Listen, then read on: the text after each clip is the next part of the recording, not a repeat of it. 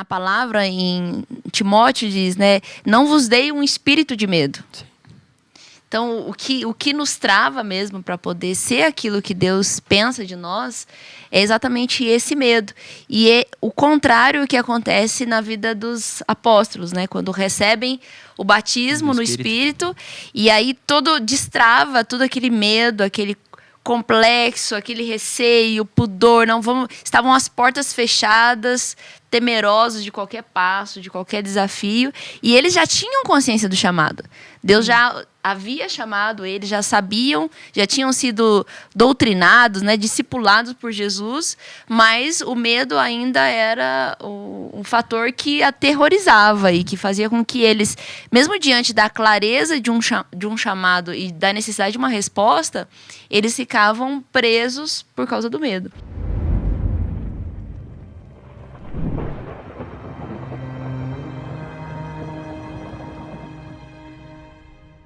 Sejam bem-vindos a mais um episódio do podcast, mas antes eu tenho um recado para você que acredita nesse tipo de conteúdo.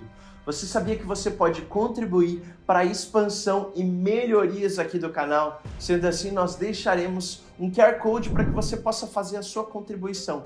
E sim, a sua ajuda, a sua doação pode fazer sim muita diferença para que cada vez mais a gente alcance mais corações. Nós contamos com você e segue agora mais um episódio do podcast.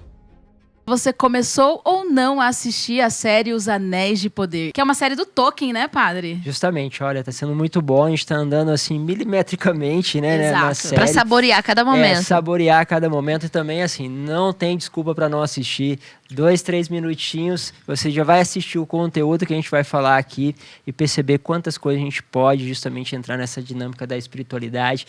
E quando a gente olha para essa dimensão espiritual, quando a gente contempla essa luz, quanta coisa a gente pode perceber, né? Já falamos aí de várias coisas, de olhar para o alto, da questão da luz, né? De não deixar ir para as trevas. Falamos, né, sobre essa dimensão da simplicidade, falamos sobre a determinação, né? Quantas coisas já trabalhadas. E hoje a gente vai tocar um outro ponto que também é muito conhecido, muito importante na nossa vida espiritual e que muitas vezes são entraves. Então a gente quer trabalhar um pouquinho sobre isso justamente nesse capítulo, né? É bonito você perceber esses detalhes e às vezes aparecem cenas no filme que parece assim desconexo, né? Parece que não tem muita ligação. Às vezes a gente também pensa isso na nossa vida, né? Que parece que tem acontecimento assim que está fora da caixinha, que Sim. são desligados, mas uma coisa é verdade, né? Nada em Deus é fora, ou seja, nada está desconectado. A pessoa que você encontrou, aquele fato que ocorreu na sua vida, aquilo tudo tem uma conexão em Deus. Mas a gente precisa entender essa conexão, porque senão, como em um filme, numa série que é longa, vamos dizer assim, passa desapercebido aquela cena como se fosse uma cena qualquer, mas ela pode estar dizendo muita coisa para nós, então a gente vai, se a gente pegar, talvez seja 1 minuto só do vídeo, mas esse 1 minuto também pode nos dar um olhar muito importante, né? Então, praticamente aí, nesse tempinho, aparece a cena de 2 homens que estão andando, estão dialogando, e esses homens é um pouco diferente do que aquilo que a gente espera. São homens que têm asas, né? Afinal de contas, todos nós queríamos ter asas para voar. Quem nunca no seu imaginário já pensou em ser, né, alguém que voe, Quem né? nunca pegou uma sacolinha e se jogou achando que ia dar certo, né? Eu, quando eu era mais jovem, queria ser, na verdade, não queria tanto Superman, mas eu ficava no Homem-Aranha, né? Então, queria, né, ter toda essa agilidade do Homem-Aranha. Então, cada um de nós talvez teve seu super-herói, mas também, no fundo, cada um de nós quer voar, alçar voo, né? E esses homens têm asas. Só que a grande diferença é que eles têm asas atrofiadas. Ou seja, asas que são mais um peso para eles do que realmente os fazem voar. É como que, tendo algo extraordinário dentro de nós fôssemos convidados a voar, a encontrar essa coisa sobrenatural, a olhar para o alto, de repente, essa capacidade de olhar para o alto se tornasse um peso. Já viu? Tem pessoas, por exemplo, que têm uma capacidade de perceber as coisas. São pessoas que têm uma capacidade com detalhe, de percepção, e essas pessoas têm um dom que fazem voar. Só que elas começam a parar nos detalhes do erro, do fracasso, das mentiras, daquilo que deu errado. E aquele detalhe que faria aquela pessoa voar se torna para ela, na verdade, um peso. Aquilo porque ela só consegue ver aquilo que está errado, aquilo que não está indo para frente, aquele detalhe que ninguém fez. Então ela começa a parar naquilo que deveriam ser asas para ela. Então, cada um de nós temos dons, né?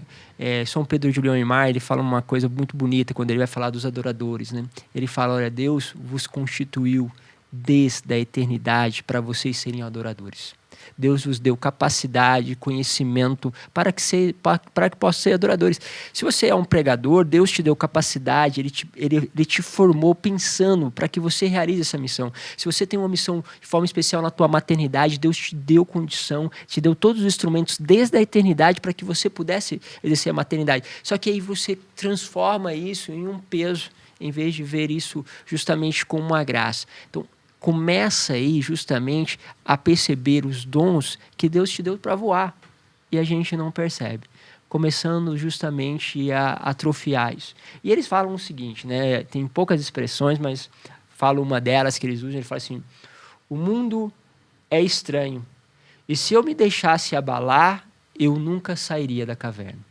Ou seja, o mundo aqui fora, as coisas são muito estranhas, né? De vez em quando a gente fala isso, né? As coisas estão perdendo o ritmo, estão tudo muito estranho. A gente não consegue entender, né?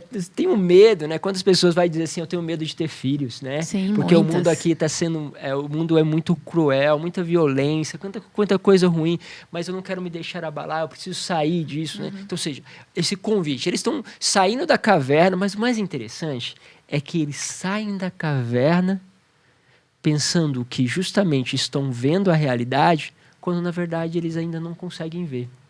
Às vezes a gente sai da caverna daquilo que muitas vezes é o nosso isolamento, a nossa dimensão egoística, sai da caverna daquilo que passa dentro de nós, mas às vezes quando nós damos com as coisas lá fora, a gente começa a ver também desfigurado. E o interessante é que aqui por trás parece dizer que eles saíram da caverna porque também, de certa forma, deixaram o medo. Mas, ao mesmo tempo, eles têm outros medos. E muitas vezes, na nossa vida, nós somos aprisionados por medos. E quem de nós não tem medo? Né? Então, o medo pode ser o medo desde de perca da sua imagem, seja o medo de perder a sua vida concretamente, seja o medo daquilo que vai ser a criação dos seus filhos. Então, às vezes, como a gente colocava aqui como exemplo, às vezes por medo do que o teu filho possa sofrer caso você traga um filho ao mundo, já é o suficiente para você não trazer, porque o medo te atrofiou.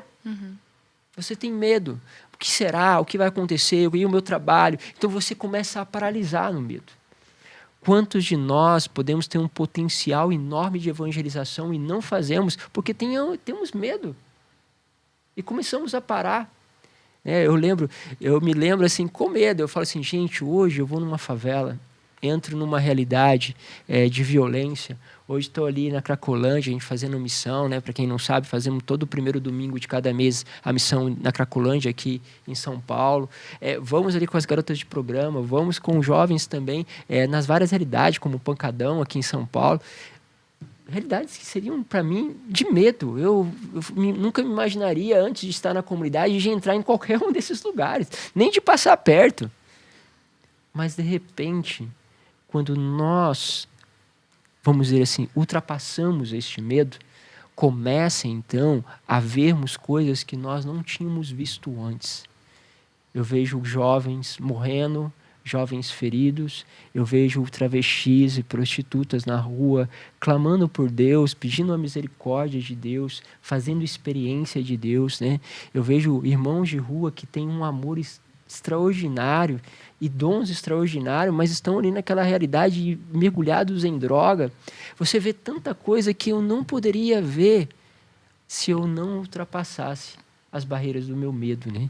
Então o medo precisa justamente ser quebrado, porque ele começa a distorcer justamente essa imagem. Então, como eu disse, eles saem justamente da caverna, mas eles encontram outros medos. E um dos medos, né, é justamente que eles falam assim, que eles têm medo dos pés peludos, né, que é justamente...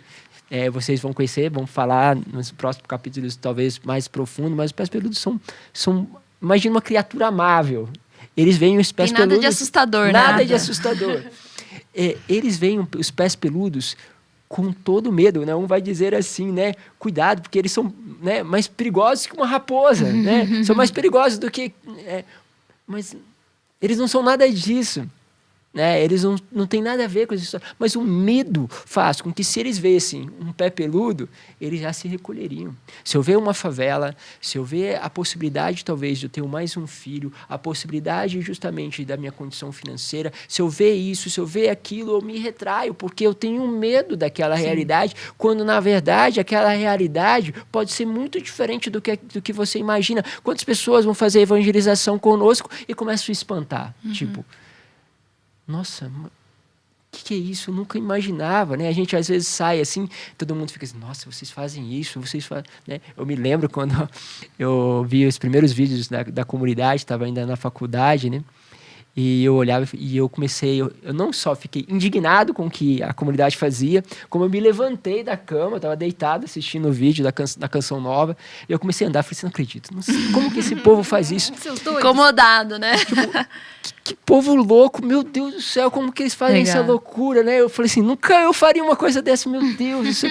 Tá, eu aqui, uma hora. Mas sabe o que eu acho interessante, padre? A relação que existe entre o medo e o nosso chamado, a nossa essência, né? É como se... Exatamente essa simbologia da asa, né? O que Deus nos fez, a gente treme na base para poder responder. E na palavra, toda a história de chamado, ela é embebida também desse sentimento de medo, ou seja, essa coragem de ter que romper com as minhas estruturas, com as minhas seguranças e até às vezes falsas seguranças, para poder responder e dizer sim no próprio chamado, né? É interessante porque na palavra em Timóteo diz, né? Não vos dei um espírito de medo. Sim. Então, o que nos trava mesmo para poder ser aquilo que Deus pensa de nós é exatamente esse medo. E é o contrário que acontece na vida dos apóstolos, né? Quando recebem o batismo no Espírito, e aí destrava todo aquele medo, aquele complexo, aquele receio, pudor. Estavam as portas fechadas, temerosos de qualquer passo, de qualquer desafio, e eles já tinham consciência do chamado. Deus já havia chamado eles, já sabiam, já tinham sido doutrinados, né, discipulados por Jesus, mas o medo ainda era um fator que aterrorizava e que fazia com que eles, mesmo diante da clareza de um chamado e da necessidade de uma resposta, eles ficavam presos por causa do medo. Então, o Espírito ele vem destravando todo tipo de bloqueio e de medo para fazer a gente responder e ser aquilo que Deus quer de nós. Exatamente. E aí é interessante, porque um dos medos que vai surgindo é o medo de Deus não te responder conforme você espera, né? Ou seja, eu vou lá pregar, mas se Deus não agir? E se eu falhar? E se na hora, né? Se desafinar, né, Lília? Sim. E aí a gente fica com esse medo, né? Vou começar aqui, né? Esse momento, será que vai dar certo? Se não vai? Então, existe todo este medo que vai nos travando, porque é aquela coisa, será que Deus vai agir? Isso me faz muito lembrar justamente dessa passagem de Josué, onde ele tem toda essa dinâmica, afinal de contas, ele estava sucedendo um grande líder, que era Moisés. E Moisés tinha feito obras extraordinárias a Deus, na verdade, através de Moisés, né? Ou seja, do pão descer do céu, de atravessar o mar, né? De água nascer da pedra. Do rosto resplandecente. De intimidade na tenda. Intimidade. Amigo então, de Deus. Amigo de Deus, um homem que viu Deus face a face. Então, assim, ele estava substituindo pressão, uma pessoa dessa. Como corresponder às expectativas, né? De uma multidão que tinha um líder com uma liderança tá nata. no lugar dele. Um jovem. Já tô com medo. E aí, sai fora. Vai ficar falando assim, não, mas se eu for lá, não vou fazer igual aquele missionário, não vou dar conta igual aquele outro, eu não sou assim. Então a gente... comparação, né? A gente começa a comparação e fala assim, mas se Deus não agir? Né? Porque eu vejo Deus agir. É verdade que Deus age ali na comunidade Aliança Misericórdia, que age naquela outra comunidade, que age assim. Mas e comigo? Será que ele vai agir? Será que vai acontecer? Eu vejo que eles confiam na providência. Será que vai acontecer comigo? Eles estão falando dessa providência, mas vai acontecer na minha realidade? Então, você fica com esse medo. Eu imagino que Josué viveu esse momento de medo. E ele estava justamente... É como se Deus tivesse dado asas a Josué e naquele momento ele tivesse que decidir se ele ia justamente voar ou se ele ia fazer com que o peso que foi recolocado sobre ele, que era de poder dar a dimensão espiritual, a dimensão justamente profética, pudesse se tornar um medo. Ele podia acontecer isso, porque Moisés tinha o designado. E ele tinha esse peso desse desígnio. E aí ele está naquela dúvida e a primeira coisa é, será que Deus eu vou ouvir Deus? E Deus começa, a primeira palavra que Deus vai dizer para ele é, sede firme e corajoso. E é interessante porque a coragem não é a ausência do medo, é a superação do medo, né? Porque você nunca diz de alguém corajoso se ele não enfrentou algo que era passível de medo, né? Então Deus, ele apresenta esse chamado, né? Tanto que quando Moisés envia, né, os espiões, Josué estava em um dos 12, e quando ele chega lá, ele vê que aquela terra era muito farta, mas tinham homens guerreiros fortes e essa terra tem gigantes. Então ele tinha razão de ter medo. Ele tinha visto com os próprios olhos o que significava tomar posse de uma terra que Deus tinha prometido, né? Então, Deus permite que ele veja aquela situação exatamente para que ele possa superar o próprio medo. E ele justamente, ele dá uma visão espiritual e da realidade ali que os outros não tinham visto. Exato. Né? Os outros não viram o que ele viu. Ele tinha uma visão sobre a coisa. E ele acreditou nessa visão que Deus tinha visto. Os outros viam gigantes apenas. Ele via a terra prometida. Né? E todos os outros pereceram, na verdade, porque assim decretou o Senhor. E ele vai, então, liderar o povo para essa terra prometida. Mas, sempre quando a gente começa a superar os medos, tal como Josué, Deus já coloca diante de nós as grandes superações, as grandes lutas. Né? Imagine que a primeira coisa, o primeiro passo para que ele se decide a ter que sair disso, ele tinha que passar a pé enxuto sobre o Rio Jordão, né? Ele tinha que fazer o mesmo que o líder dele, né? Isso, tinha que fazer a mesma coisa. E era uma obra extraordinária. E depois de passar isso, enfrentaria as muralhas de Jericó, da qual nunca foram derrubadas. Para dizer o seguinte: seja corajoso, supere o medo. Sim. Deus vos dará uma visão espiritual que vos fará voar. Ou seja, fará você superar os medos. Mas este medo provocará o quê? A entrada numa outra terra que a gente não entrou ainda, que a gente não viveu. Esses homens não conseguiram se aproximar dos pés peludos. Eles continuaram a sua caminhada andando, mas eles deveriam ter ido voando.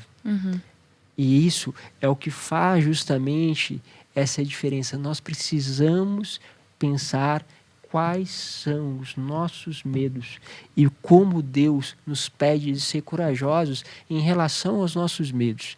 E a graça que existe depois de superar esses medos. Né? Tenho aquele testemunho forte, né, que sempre tenho a oportunidade de falar, né, de justamente uma pessoa que estava com o seu filho que teve uma convulsão no colégio. Depois da convulsão precisou ser hospitalizado às pressas. Descobriram que ele tinha uma doença neurológica, vamos dizer assim, degenerativa, no sentido de que era aquela doença que o próprio organismo ataca, né? A si mesmo, e no caso era o cérebro que atacava o próprio cérebro.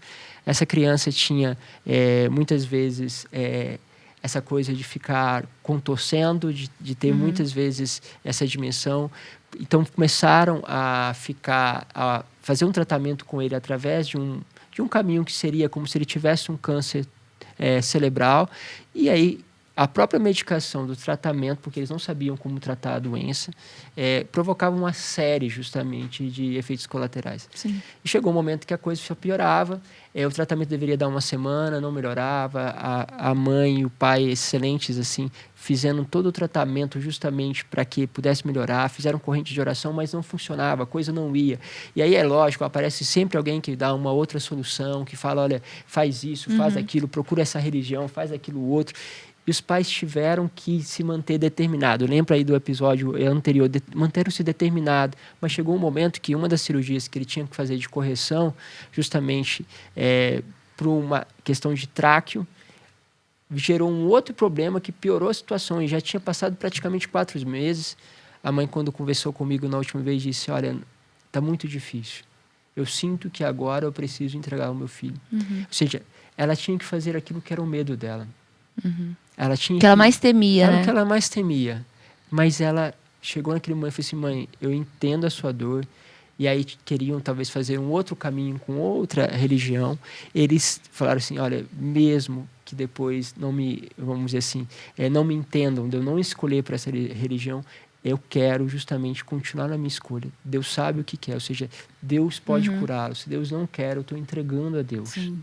E quando ela fez isso, na noite, naquela madrugada, esse menino levantou sem nenhuma sequela. Nossa, Meu E Deus. foi impressionante, porque era esperado, porque era um ataque do próprio cérebro ao cérebro. Então, Nossa. quer dizer, deveria ter sequelas. Era óbvio que haveria sequelas. Não houve sequelas nenhuma.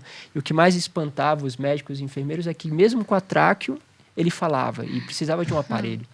Então, é como que, Maravilhoso. né, superando aquele medo, né, o medo de uma mãe, que seria um medo puramente natural, né, encontrasse uma graça atrás daquilo, né? Mas muitos de nós precisamos superar medos da evangelização, naquilo que são os nossos relacionamentos na nossa família, quantos medos nós ficamos em relação ao outro, e justamente pensamos que o outro é talvez uma coisa pior do que uma raposa, quando na verdade tem um coração ali atrás. E o que mais me dói nessa passagem é descobrir que aqueles homens poderiam ter encontrado, talvez, no reino, vamos dizer assim, na Terra-média, talvez os melhores corações que a gente vai encontrar nesse filme, né? Mas eles não encontraram, porque tiveram medo. Medo apenas daquilo que são as próprias ilusões que eles criaram. E por isso vão andar sozinhos por um longo tempo e não vão poder voar. E é o que a gente quer. Acho que cada um de nós supere o medo e comece a voar.